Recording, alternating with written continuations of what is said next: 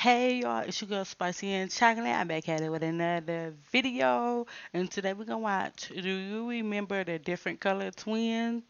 And see what happens to then see what happens to then now. To then now, to them now. I think that's what they meant. But let's get into this video because I never even seen the first one. Because they were born with different skin tones, one black and one white, their mother has no trouble recognizing them apart, even though they're identical twins. Oh, I like to see the different color Daniel and David twins. Amarin were born only a few Uh-oh. minutes apart, but they couldn't be more dissimilar in appearance. Despite the fact that his parents, Stacy and Babajid, 38, are both black, David is born with pure white skin and golden hair, while his brother, Daniel, like his parents and 4-year-old sister, Demilade, has black skin and dark curly hair. Let me say, black people can make any color baby. The only people in the world can make any color baby. Oh, I think that's so amazing. Daniel's the opposite. The reason for this is that tiny David is albino, meaning that his skin and hair lack color as a result of a congenital lack of melanin. The twins, who both have lovely brown eyes, get a lot of attention whenever they step out into the streets of Lagos, Nigeria. When the twins are out and about, their mother, Stacy, a fashion designer, says they're regarded as celebrities, and people frequently inquire as to whether both children are hers. Yes, I hate when people ask that. They look, well, I guess the different color, but they look alike. And most people know what an albino person look like. It's 2022. Like, come on now. Stacy expressed herself as follows: "When we're out and about, I'm required to answer questions all the time. People have asked me, 'Pardon me, madam, which one of your children is mine?' I simply state that both of them are mine, and people react as if I'm fooling around. However, even as their mother, I was taken by surprise when they were born.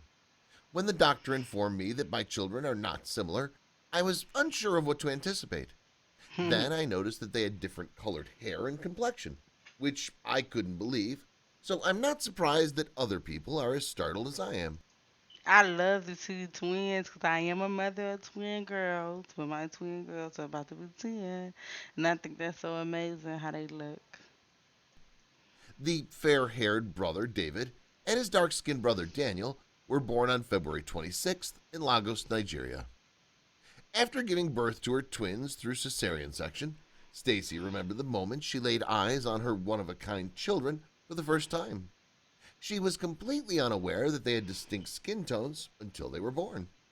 "It took me completely by surprise," she added. "Daniel was the first to arrive, and the nurse informed us that the second baby had golden hair. I was perplexed as to how this was possible. When I peered down, I saw David, who was entirely cloaked in white.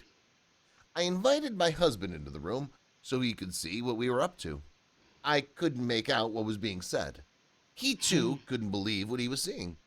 They're really gorgeous, and we felt as if we'd been blessed with a miracle. This is something I've never seen before in Nigeria, to be completely honest. I've never witnessed anything like this before. Despite the fact that they appear to be brothers, their hair and skin are radically different. Nurses and doctors crowded to Stacy's bedside to photograph the newborns, according to her. She claimed that several medics had never seen anything like it. That is so odd. Like, they don't know. I guess twins ain't never been born like this, but plenty of black people have albino children all the time. Before. The question is asked, "Pardon me, madam, which one of the children is yours?" One in every 20,000 births is affected by a disorder known as oculocutaneous albinism, and David was born with this ailment. There are no statistics available on how many sets of twins are born each year in which one has albinism. However, similar cases have been documented in the Netherlands and Mozambique in recent years. After 4 days in the hospital, Stacy and the twins were released from the facility. She also received a lot of positive feedback when she brought the tots to friends and relatives for the first time. So that's a disorder being albino. I never knew that. I thought their skin just lighter. I think their vision too is a little different. But I think that's raw. I think that's amazing that they get. they're people like people don't know whether they're black or white. Like I think the person is black. I think the person is white. I don't know. It's like you got the best of both worlds. Like, come on, that's raw. They're great, and they're quite popular in our family, Stacy expressed her admiration for them. They're so gorgeous and adorable, and they're adorable in the eyes of everyone who sees them. Stacy considers herself fortunate to be the mother of Daniel and David, who, despite their evident physical differences, share a similar sense of humor and enjoy playing So together. handsome. Look at The her. twins are the best friends, and they enjoy dancing with their father, Baba Jid, who works in a printing company. When they're out and about in Lagos, they're treated as local celebrities, according to Stacy, who has stated that people frequently approach her and ask her questions on the street. A lot of people have never seen anything like it before, and as a result, they've become pretty popular. Whenever I go to the bank or to the store, everyone wants to say hello to me. I can't say I blame them. They're both lovely and adorable. I've never received any unfavorable comments, and I'm not concerned about what other people think of me, she stated. It gives me immense pleasure to be their mother. To me, it doesn't make a Hair difference what so color their skin pretty. is, since they're my children. The only thing that matters is that I have my boys with me. It's believed that David may be one of the only albino newborns born in Lagos because of the rarity of oculocutaneous albinism in African countries. Her memories include instances in which women have confided in her that they would pray at night in hopes of one day giving birth to twins like Daniel and David. It's not every day that you get to meet babies like Daniel and David, Stacy explained. Everyone appreciates them, and I myself adore them. It's an honor to be their mother since they're a unique breed of twins. I believe that I've been blessed, and I'm extremely proud of them. A modeling agency, headquartered in the United Kingdom, has contacted Stacy about possible photo shoots. She said, I'm really excited. Although plans are still in the early stages, she indicated that a prospective trip to England has already been considered. Stacy's Aw. looking forward to spending her first Christmas at home with her parents, Daniel and David, as the rest of her siblings and nieces and nephews. A population geneticist at the University Look at them. I love when that baby's be in a wrap. And look at the baby that's on her back. I always wanted to do that. But I'm too scared that I will drop my baby. of Edinburgh, Jim Wilson, told the BBC, we're seeing a lot of it. Our skin color is influenced by a number of gene variants, at the very least 20 variants, and probably quite a few more after that are passed Pretty down through our babies. families. Some of these genes are known to us, while others are unknown to us. And for each of these genes that has an impact on the color of our skin, there are usually two or more variants available to us, one of which produces a darker skin tone, and the other which produces a lighter skin Oh, tone look are at the two options. them. It reminds me of a deck of playing cards. Consider the following scenario. You're in a casino and have been dealt a hand of cards, some of which will be black and some of which will be red. What exactly is albinism? Albinism is a genetic condition that affects the production of melanin, the pigment that gives color to the skin, hair, and eyes. Despite the fact that it's a lifelong ailment, it does not worsen with time. Those who suffer from albinism have either a reduced amount of melanin or no melanin whatsoever. This can have an effect on their skin tone as well as their vision. I A Lifetime limited series. Mrs. Foxworth. Yes. Mr. Foxworth enjoys beautiful things. come Look on. out. White or I thought it messed with their vision a little bit. I wasn't for sure. extremely light blonde hair is common among those who have albinism. However, some have brown or ginger hair as well. The particular shade of their skin is determined by how much melanin their bodies generate.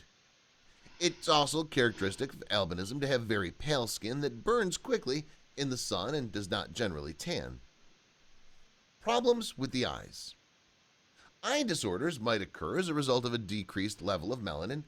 This is due to the fact that melanin plays a role in the formation of the retina, which is a thin layer of cells located in the back of the eye.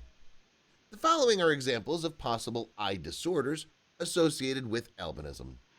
Short or long-sightedness, as well as low vision, are all I wonder why albino people have problem with their vision, but not people that's light skin or white people. I don't get it. The skin all still light. conditions associated with poor eyesight, sight loss that cannot be corrected.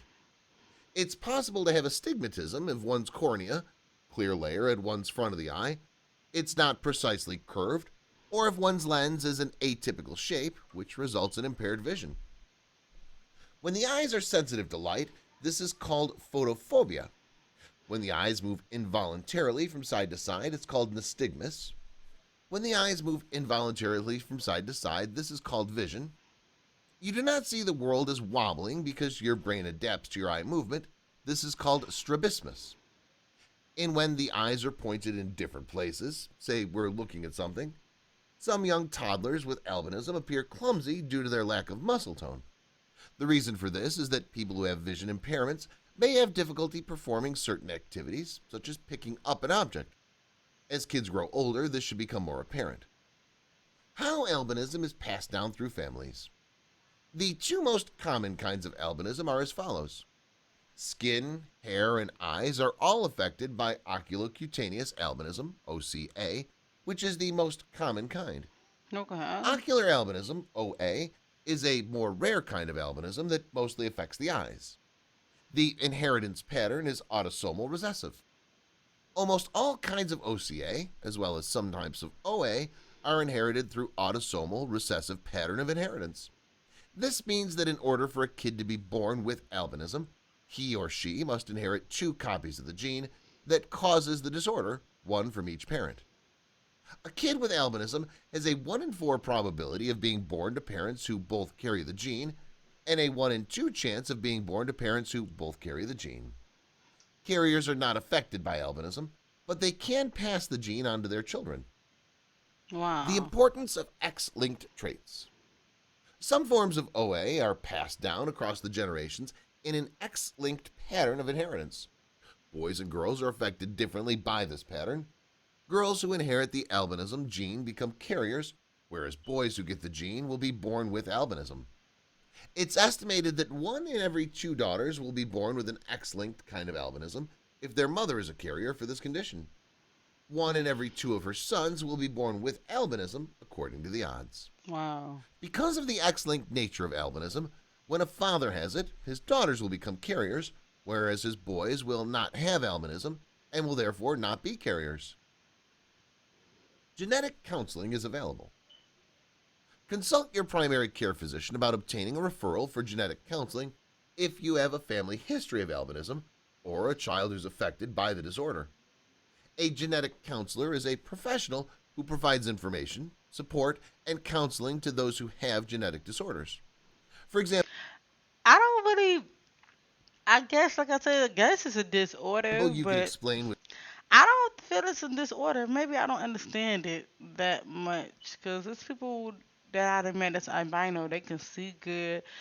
It appears to me that they can see good and talk and do everything good, but I'm not for sure. So I don't know. I done worked with people that was albino, and they was shit. They move and do stuff faster than me.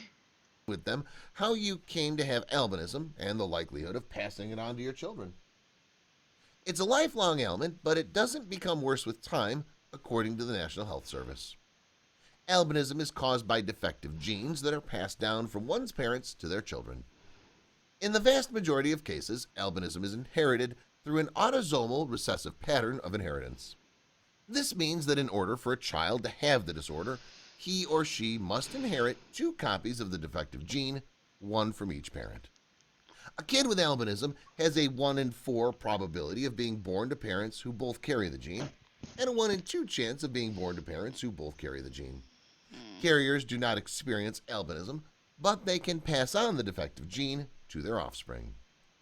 Oh. Thanks for watching. Oh, okay. That was cool to know. Okay. I think they look pretty cool. People that's albino, I think they look raw to me. They're like, that's so raw. But thank you. Thank you all for watching my channel. It's your girl Spicy and Chocolate. I'll be back at it with another video. Don't forget that like, comment, and subscribe. And all right, y'all, I'm out. Until next time.